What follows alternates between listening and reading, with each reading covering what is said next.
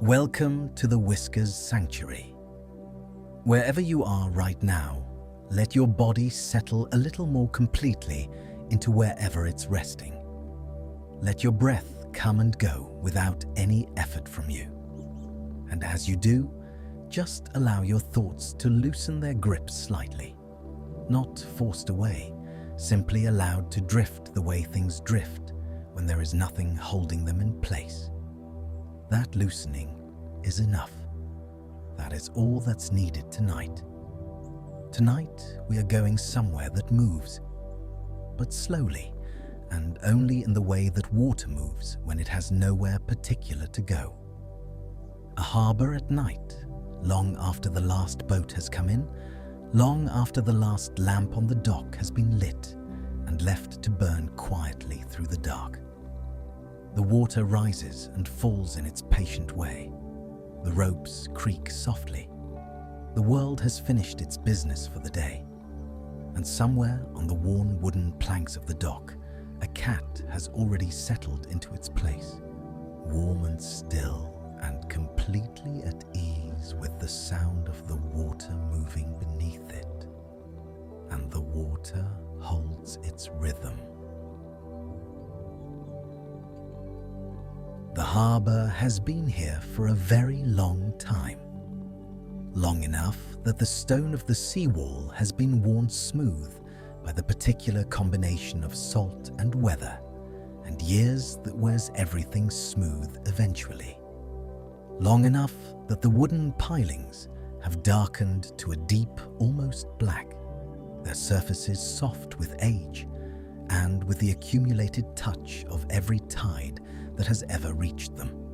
The harbour does not announce its age, it simply carries it. The way old things carry their age, as a quality of the presence rather than anything to be looked at directly. It is simply here. It has always been here. And tonight, like every night, it is doing what it has always done. Holding the water, holding the boats, holding the particular quiet that comes when a place of work has finished working for the day.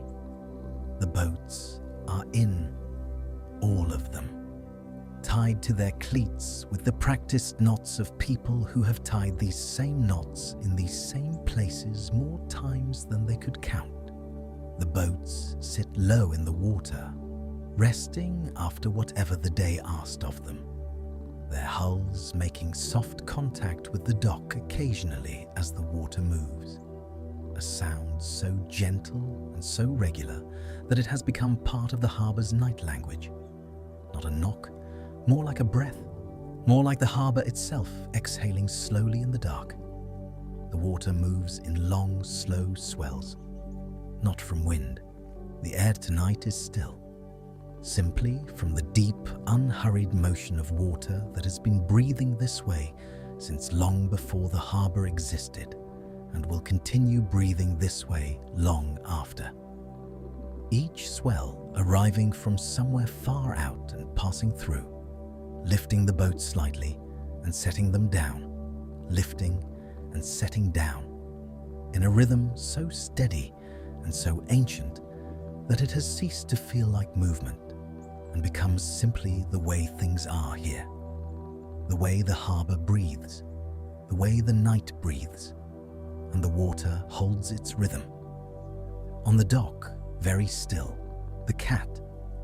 It arrived here some time ago, before the last of the light faded, before the harbour settled fully into its night self. And it has been here since, in the particular way that cats are somewhere when they have decided that somewhere is where they want to be.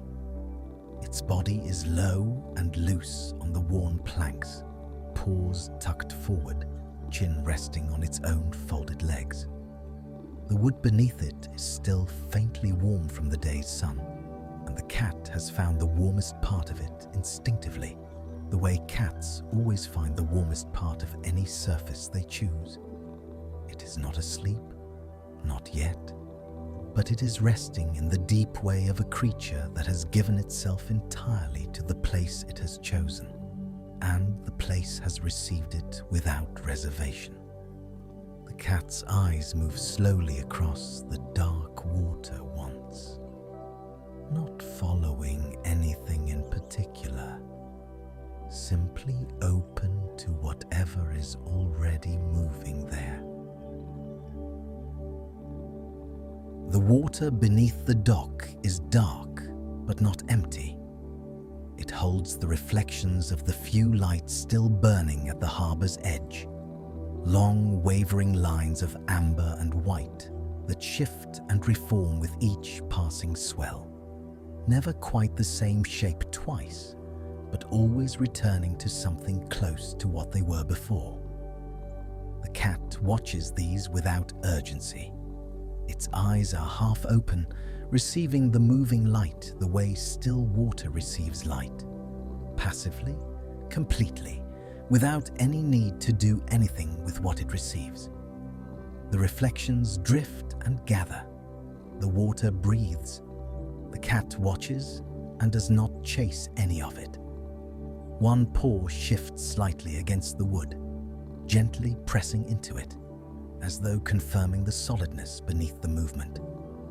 A rope somewhere to the left shifts against a cleat. A small sound, dry and brief, and then silence. The cat's ear turns toward it. Just one ear, rotating slowly on its own without any movement from the rest of the body, the way a cat's ear moves when it registers something familiar and unthreatening. Simply noting, simply confirming that the sound belongs to this place and requires nothing. The ear rotates back. The cat does not stir. The rope settles. The harbour continues its quiet business. The water rises beneath the dock. The cat feels it before it sees it. The faintest lift, a barely perceptible shift in the planks beneath its body as the swell passes through, raising everything by a fraction and setting it down again so gently that the distinction between up and down has become almost theoretical. Almost. The cat registers it the way it registers everything at this depth of rest, in the body rather than the mind, as sensation rather than thought. The water rises. The dock rises with it. The cat rises with the dock. And then everything settles again, fractionally lower, fractionally more at rest than it was the moment before. And the water holds its rhythm.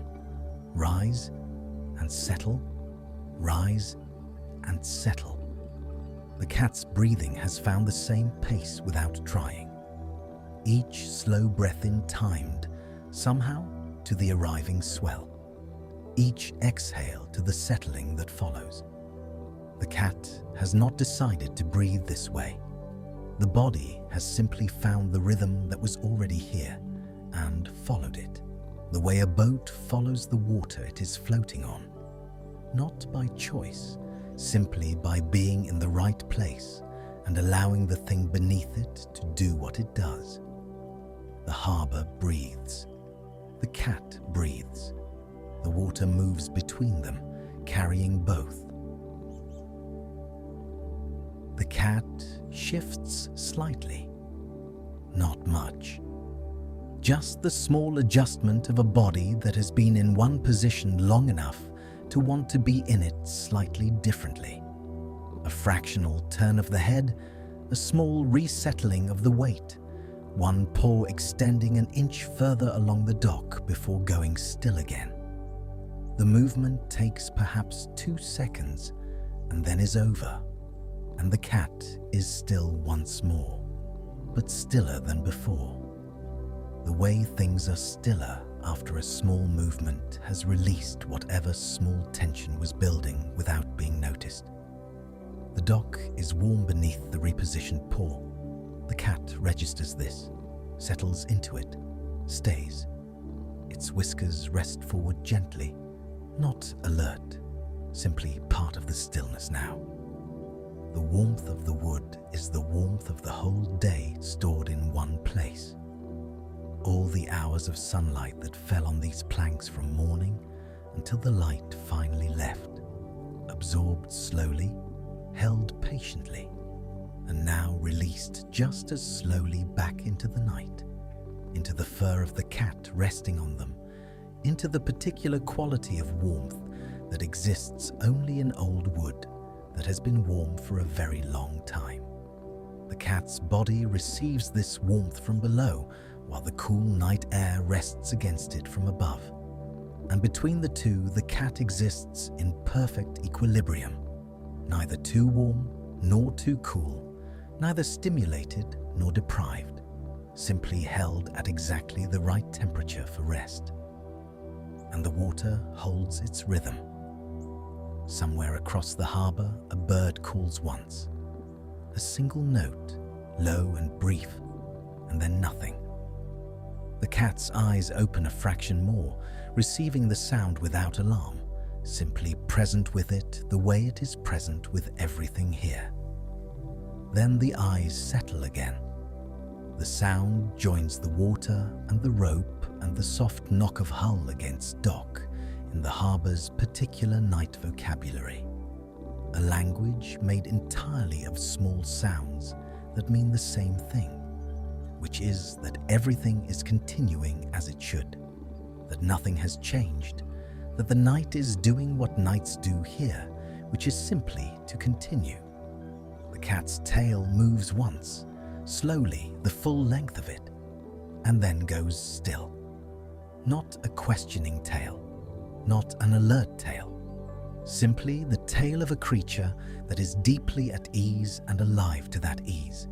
The movement less like communication and more like the harbour itself shifting slightly.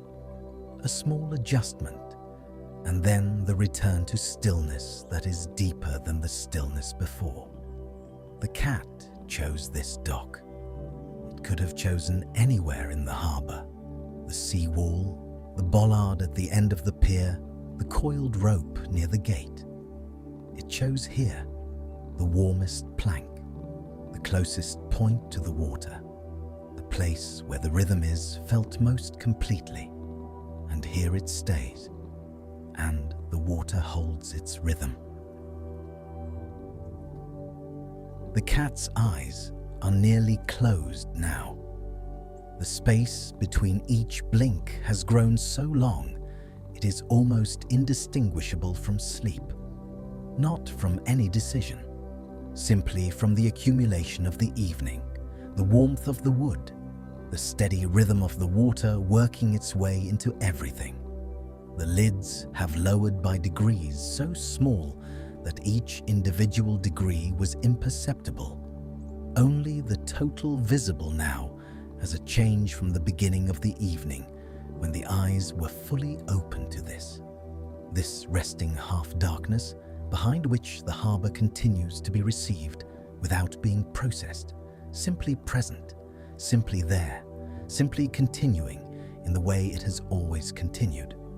The water is the sound of breathing now, or breathing is the sound of water. The distinction has become less important than it was.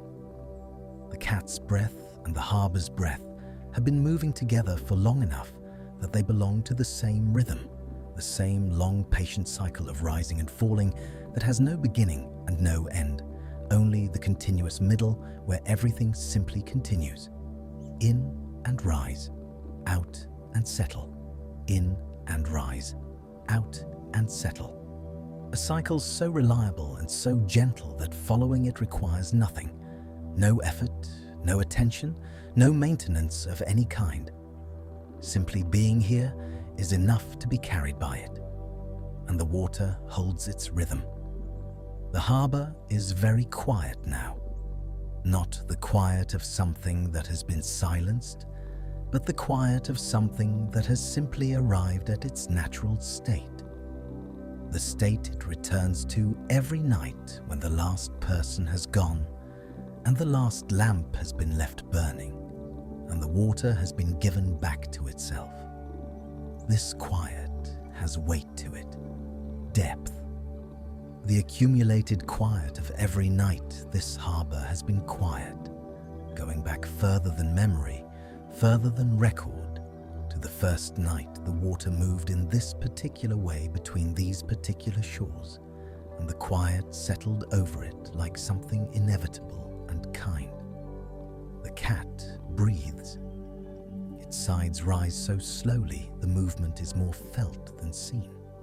A barely perceptible swelling, held for a long moment at the top, and then the long soft release that takes more time than the gathering did, as though the body is reluctant to let go of anything. And then, when it finally does, discovers that letting go is the easiest thing it has ever been asked to do. The dock holds the cat. The water holds the dock. The night holds the water. Everything held. Everything holding. The whole arrangement requiring nothing from any part of it except to continue, which it does, which it will. And the water holds its rhythm. The cat is sleeping now, completely given to the dock beneath it, or has arrived at the place that is so close to sleep that the distinction has lost its meaning. The body is completely given to the dock, weight distributed without reservation, warmth settled all the way through, breath reduced to the very minimum that life requires, and finding even that minimum to be more than enough. The harbour continues its patient work around the sleeping cat without acknowledgement and without disturbance. The water rising and falling, the boats shifting in their places, the ropes making their occasional small sounds, all of it as continuous and as reliable as it was before the cat arrived, and will be long after the cat is gone. The water does not need the cat to be here, and the cat does not need the water to know it is there.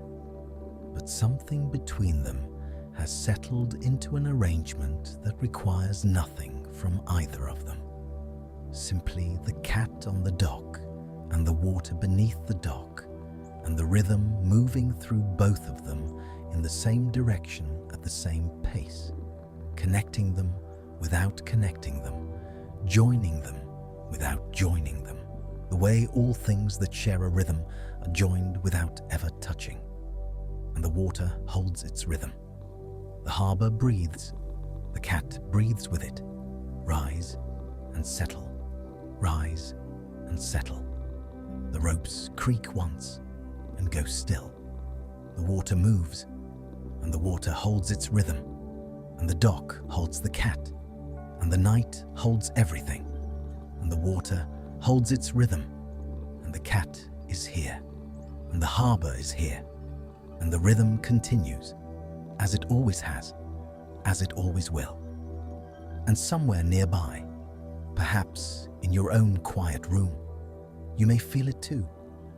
That same rhythm, rising and settling, your breath and the harbour's breath, moving in the same unhurried direction. The water holds its rhythm, and you are already floating, already carried, already resting, all the way